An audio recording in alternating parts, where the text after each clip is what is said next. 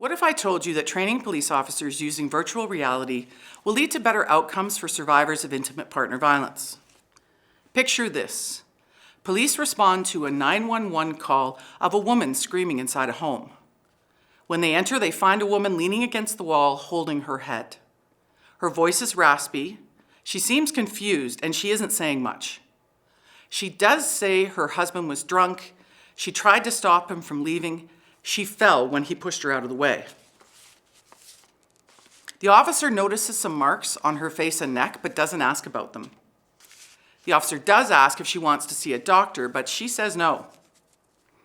If this woman is hit or strangled often, she'll face long-term side effects, both physically and mentally. But this scenario isn't unique. I know this because I was a police officer, and for 25 years, I worked to improve the police response to intimate partner violence. My experience taught me police don't have the training they need to identify and respond to serious injuries in IPV cases. Brain injury from head impacts and strangulation in IPV cases is common, but not understood. The goal of this virtual reality scenario is to improve health outcomes for survivors. Live simulation training is the gold standard, but it's costly. Virtual reality is used to train surgeons in new procedures and pilots to fly new planes. This VR tool can operate on a smartphone or computer almost anywhere. And there's an appetite for VR training for police because it works. I intend to prove it.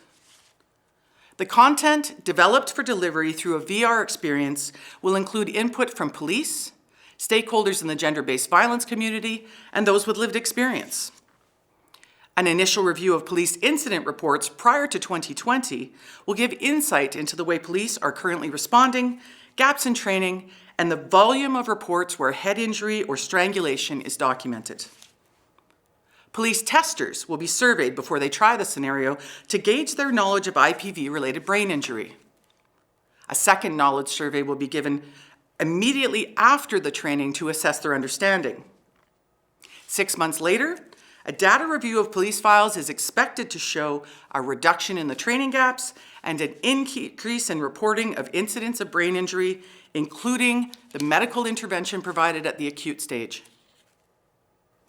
Picture that woman lying on the floor, holding her head, unable to tell police her husband hurt her. Now imagine the potential for her to get support if the officer who walks through that door recognizes the symptoms of head injury and strangulation and gets her the medical attention she needs.